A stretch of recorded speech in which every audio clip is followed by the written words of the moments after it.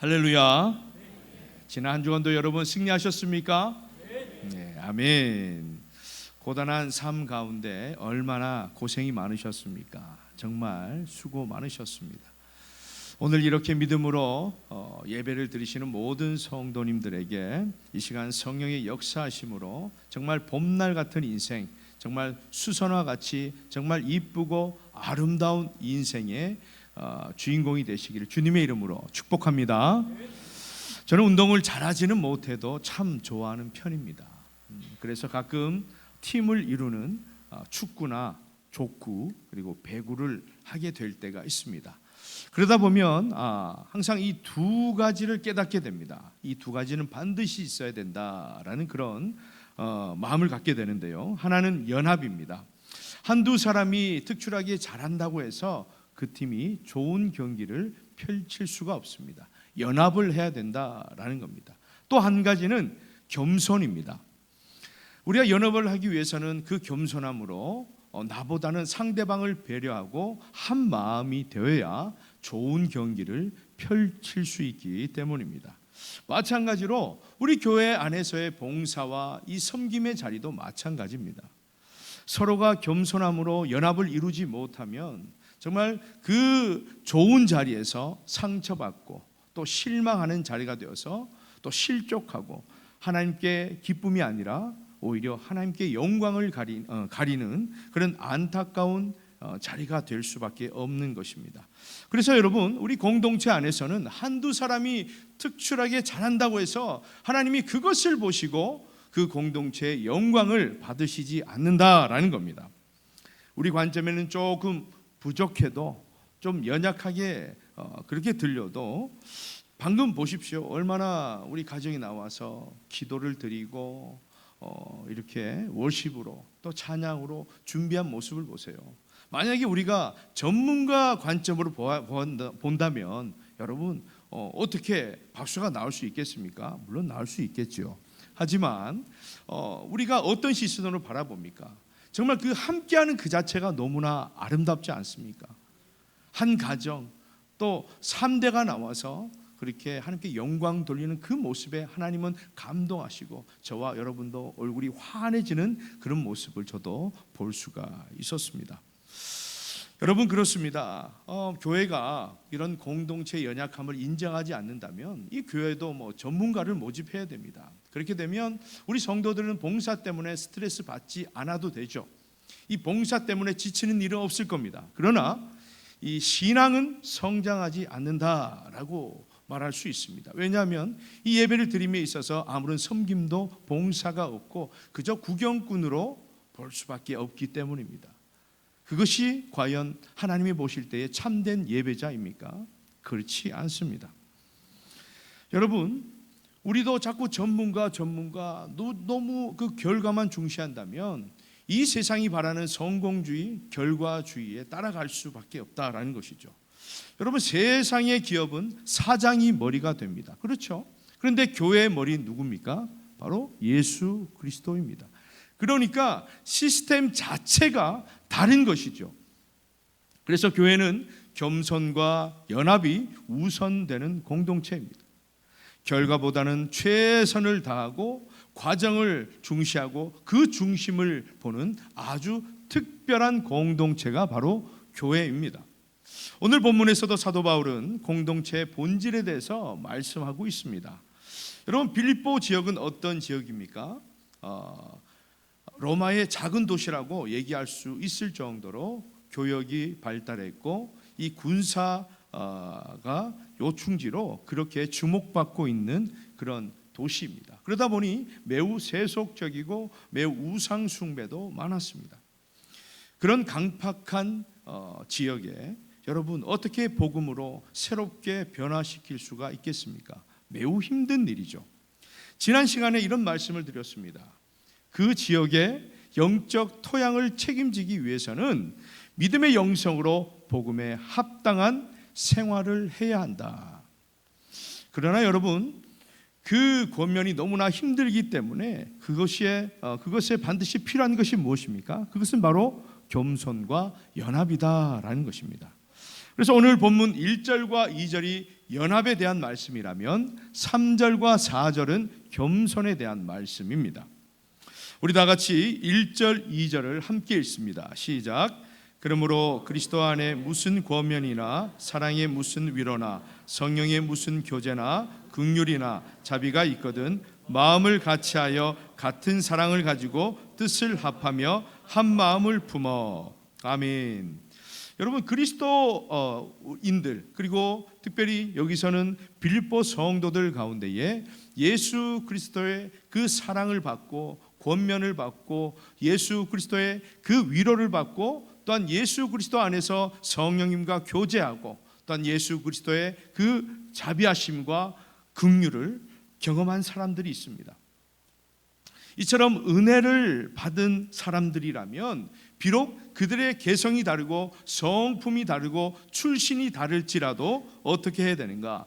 마치 좋은 경기를 펼쳐나가기 위해서 운동선수들이 서로 연합하고 호흡을 맞춰야 하듯이 모두가 같은 생각을 품고서 같은 사랑을 가지고 같은 뜻으로 한 마음이 되어서 믿음의 공동체를 이루라는 권면입니다. 그런데 1절과 2절에 나오는 이 연합에 대한 이 사도 바울의 가르침을 보면 그리스도인의 연합은 철저하게 어디에 기반을 두고 있습니까? 하나님의 은혜에 기반을 두고 있습니다.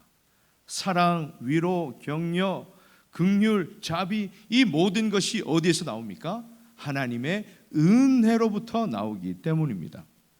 그러면 이처럼 하나님의 은혜에 기반을 두고 그리스도 안에서 믿음의 공동체가 되었다면 그 다음에는 무엇을 해야 되는가?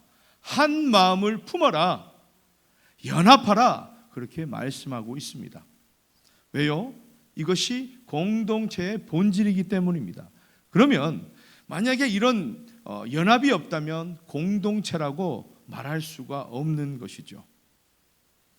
그래서 이 지역의 어려움과 그런 영적 토양을 책임지기 위해서는 그 어두운 곳에 예수 그리스도 그 빛을 비춰주기 위해서는 우리가 무엇을 해야 된다? 겸손함으로 연합해야 된다라는 겁니다. 왜요? 그것이 우리에게 주어진 사명이기 때문입니다. 그런데 여러분 어떻습니까? 연합하는 게 쉽습니까? 어렵죠. 참 어렵습니다. 마치 축구 경기에서도 마찬가지죠. 내가 골을 넣어서 내가 주목받는 그런 주인공이 되길 원하지 상대방이 꼭 공을 넣을 수 있도록 무조건 내가 패스를 해주고 그렇게 도와줘야 됩니까? 그런 마음은 잘 없다라는 겁니다. 그러다 보니까 어떤 공동체든 간에 자신을 과시하고 자랑하고 드러내다 보니까 그런 고집을 통해서 공동체는 늘 그런 다툼이 있고 갈등과 분열이 생기더라라는 겁니다. 그래서 사도 바울은 3절에서 말씀합니다. 우리 다 같이 읽습니다. 아무 일에든지 다툼이나 허영으로 하지 말고 오직 겸손한 마음으로 각각 자기보다 남을 낮게 여기고. 아멘. 여러분, 다툼은 왜 일어납니까? 자신을 내세우고자 하는 욕심이나 이기주의 때문에 발생하는 것입니다. 그래서 자신의 야심이나 이 허영을 따르지 말고 겸손한 마음으로 자신보다 남을 더 낮게 여겨라 라고 말씀합니다. 왜냐하면 야심이나 이 허영심도 연합을 방해하는 것입니다. 그리고 경쟁심을 유발시키는 거죠. 우리 4절도 함께 읽습니다. 4절 시작. 각각 자기 일을 돌볼 뿐더러 또한 각각 다른 사람들의 일을 돌보아 나의 기쁨을 충만하게 하라. 아멘. 사도 바울은 지금 자신의 일에만 관심을 갖지 말고 다른 사람들의 일에도 관심을 두라, 살피라, 그렇게 얘기합니다. 그러면서 이렇게 섬기는 것이 나의 기쁨이 되도록 해라 라고 그렇게 권면하고 있습니다. 왜냐하면 그런 모습에서 남을 내 몸과 같이 사랑하는 그런 모습에서 참된 연합이 이루어지기 때문입니다. 그러면 이 빌립보 성도들이 또한 저와 여러분이 이 연합을 이루기 위해서 무엇이 반드시 필요한가? 계속 말씀드렸지만 바로 남을 존중하고 남을 높여주고 남을 배려하는 이 겸손의 태도가 반드시 필요하다라는 겁니다. 우리가 함께 합시다 할 수 있죠. 그런데 조건이 뭡니까? 같은 마음일 때 할 수 있는 것입니다. 그런데 함께 합시다 하는데 나와 생각이 달라요. 그러면 어떻게 됩니까? 함께 할 수 없는 것이죠. 그런데 연합하라고 했습니다. 그러기 위해서는 이 겸손의 태도가 반드시 필요하다는 거죠. 내 생각을 잠시 내려놓고 그 공동체의 뜻에 마음을 합하는 것입니다. 그래야 연합할 수 있는 것이죠. 그런데 여러분, 이 로마 시대의 특징 가운데 하나는 무엇이냐면 이 명예를 너무나 중요하게 여겼습니다. 이 당시에 명예라는 것은 바로 내가 성공했다라는 것을 의미하는 것입니다. 그러니까 이 명예는 나를 높이는 거예요. 내가 잘난 겁니다. 그런데 이 겸손이라는 것은 이 당시 어떤 생각으로 어떤 이미지였냐면 지위가 낮은 것, 생활이 약한 것, 어쩌면 형편없는 모습을 얘기하고 있더라라는 겁니다. 그러니 여러분, 이 겸손하십시오, 이 말은 미덕이 아니었다라는 겁니다. 겸손하십시오 그러면 오히려 그 사람을 낮춰보는 것이고 넌 좀 못나게 살아라, 그렇게 저주하는 것과 마찬가지였다라는 겁니다. 그런데 왜 사도 바울이 빌립보 성도들에게 이런 문화가 있는데 명예를 다들 중시하는 그런 문화 속에서 겸손하라, 어쩌면 정말 불편한 그런 마음을 드러낼 수 있도록 그렇게 권면하는가라는 겁니다. 그런데 이유는 무엇입니까? 연합하기 위해서는 성도 한 사람 한 사람이 이 겸손의 성품이 있어야 한다라는 것이죠. 결국 화려하고 빛나는 그 빛의 이면에는 어둠이 있다라는 것을 우리가 인식하고 살아가야 된다라는 겁니다. 여러분, 사도 바울의 이 빌립보서에서 말씀하시는 것을 보면 고난이 있으나 슬픔이 있으나 어려움이 있으나 사도 바울은 복음을 전했고 복음만 전해진다면 나는 기쁘다, 또 기쁘다, 그런 말을 했습니다. 이 빌립보 성도들에게도 그렇게 말씀하는 것이죠. 복음을 전하다 보면 어려울 수 있어. 예수를 전하다 보면 난감할 때가 있어. 하지만 그것이 무엇인가? 그것이 겸손이고 너희들이 올 수 있지만 우리가 그 어려움에도 불구하고 믿음으로 살아가는 것이 바로 신앙이고 우리의 사명이야. 그렇게 사도 바울은 빌립보 성도들에게 권면하고 있다라는 겁니다. 요즘 MZ세대든 어떤 세대든 간에 제가 가만히 보면 교회 안에서도 이 연합하는 부분에 대해서 좀 불편해하시는 분들이 있습니다. 우리 교회뿐만 아니라 모든 사람들이 마찬가지예요. 개인적으로 어떻게 한번 해보십시오 그러면 하하호호하고 또 실천하는 모습이 있어요. 그런데 함께 합시다 그러면 좀 불편해하는 그런 분들이 있더라라는 겁니다. 그러면 그렇게 불편하신 분들이 신앙이 없는가? 그렇지 않습니다. 얼마나 열정적이고 자기가 섬기는 그 일에 대해서 자부심을 가지고 정말 열심히 하시는 분입니다. 그런데 이 연합하자라는 부분에 있어서는 좀 부담감을 느끼더라라는 겁니다. 왜 그럴까요? 지금 우리가 살아가는 이 문화가 또 어떤 문화입니까? 카페나 식당에 가면 혼자 커피를 마실 수 있고 혼자 식사를 할 수 있도록 그런 자리가, 그런 테이블이 마련되어 있습니다.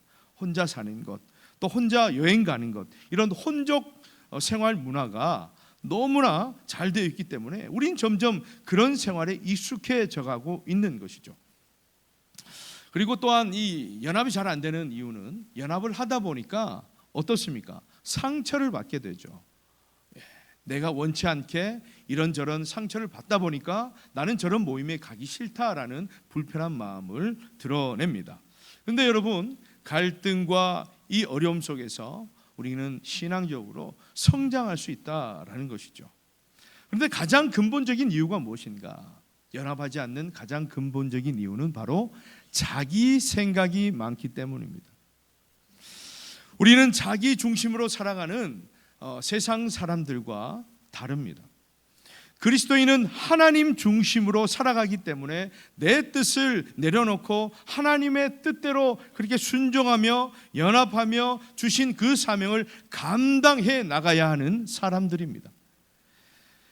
이것이 여러분 교회를 세운 목적이에요.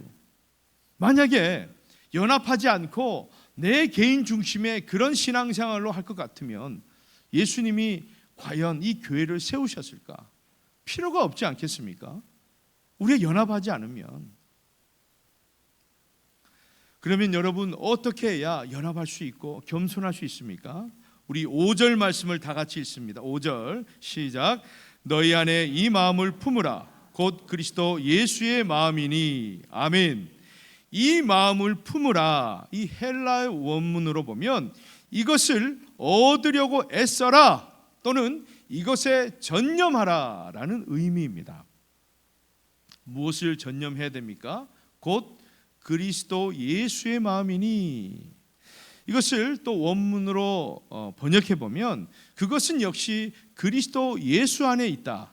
다시 말하면 이 마음이 예수 그리스도 안에도 있었던 것처럼 생각하라 라는 의미입니다. 그러니까 한마디로 예수님을 생각하라 라는 것이죠. 우리 마지막으로 우리 6절, 7절, 8절 말씀 우리 다 같이 읽습니다. 시작. 그는 근본 하나님의 본체시나 하나님과 동등됨을 취할 것으로 여기지 아니하시고 오히려 자기를 비워 종의 형체를 가지사 사람들과 같이 되셨고 사람의 모양으로 나타나사 자기를 낮추시고 죽기까지 복종하셨으니 곧 십자가에 죽으심이라. 아멘. 여러분 하나님의 본체라는 말은 뭡니까? 예수 그리스도께서 하나님의 본질적인 속성과 성품을 지니신 한마디로 예수 그리스도는 하나님이시다 이 말씀을 하는 것입니다.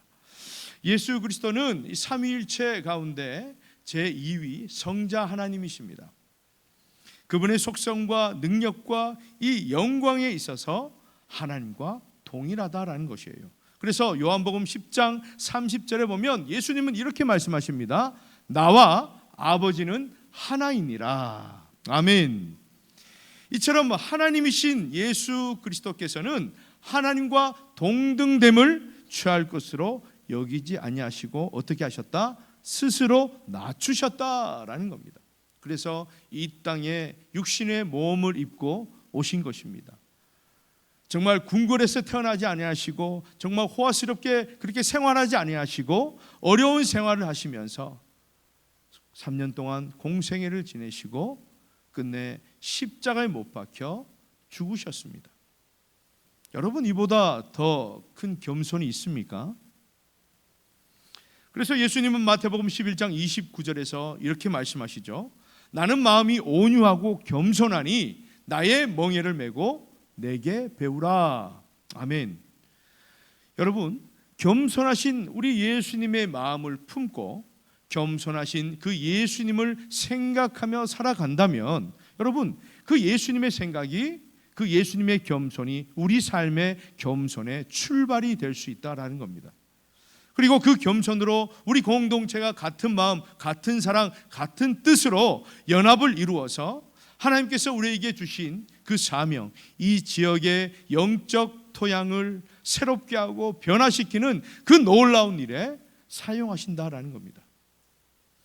여러분 우리가 왜 하나님을 믿고 살아가는데 때론 고통받고 괴로워합니까? 여러분 왜 그럴까요? 하나님을 믿는데 우리가 당연히 복을 받고 늘 행복해야 하는 것 아닙니까? 창세기 3장에 보면 하나님은 이런 말씀을 하셨습니다. 동산 중앙에 있는 나무의 열매는 먹지 말라. 만지지도 말라. 너희들이 먹으면 반드시 죽을까 하노라. 너희들 반드시 죽을 거야. 그렇게 말씀하셨습니다. 그런데 이 말씀을 늘 기억해야 하는데 이 하와는 그 나무를 본즉 먹음직도 하고 보암직도 하고 지혜롭게 할 만큼 탐스럽기도 한 나무라 그렇게 생각했던 것입니다. 그러니까 이 선악과를 먹으면 죽게 된다라는 그 하나님의 말씀, 그 생각을 가지고 있는 것이 아니라 참 볼 때마다 먹음직스럽네. 여러분 그런 생각을 계속하고 있었다라는 겁니다.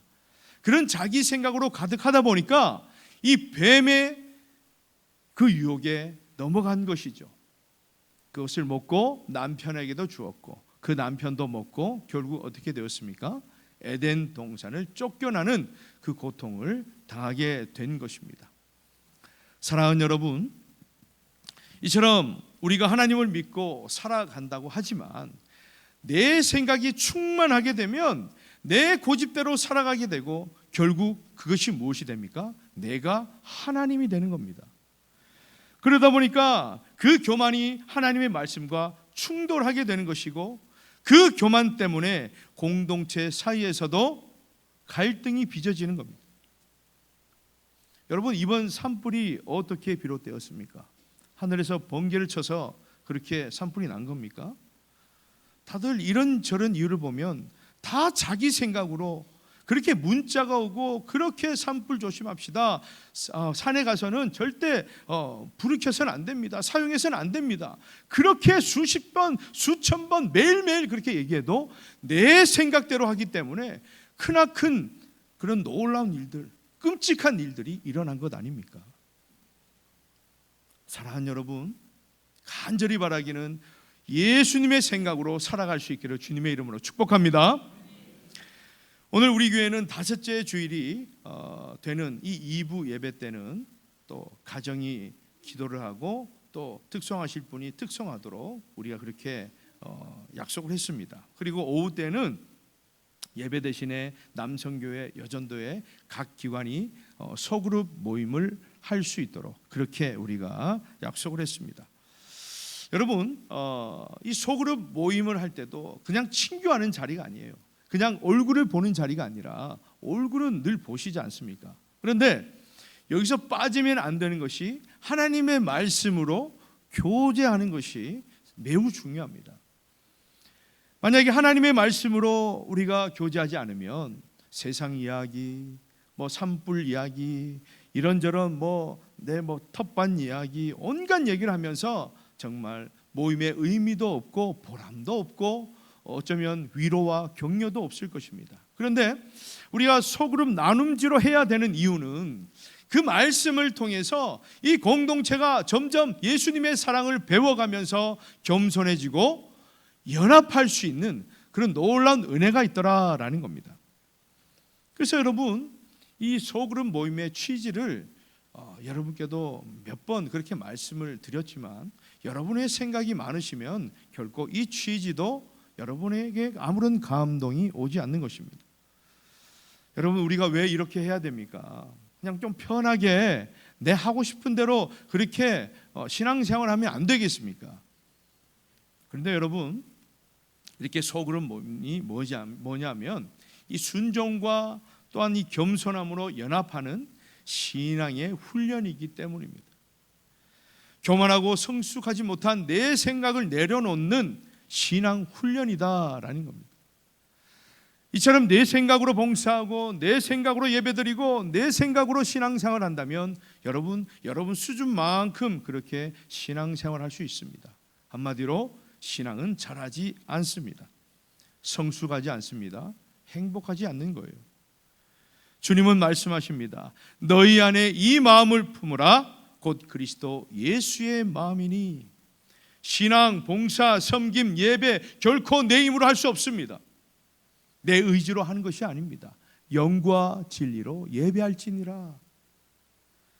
사랑하는 여러분, 아직도 내 생각대로 살아가시겠습니까? 아직도 내 생각으로 섬기고 내 생각대로 교회 일을 하시겠습니까? 아직도 내 생각대로 공동체를 섬기겠습니까? 여러분, 세상은요, 그래, 너의 생각대로 해라, 너의 개성을 펼쳐라, 그렇게 부추깁니다. 여러분, 매우 좋게 들리지 않습니까? 너를 존중한다, 너의 인권을 존중한다.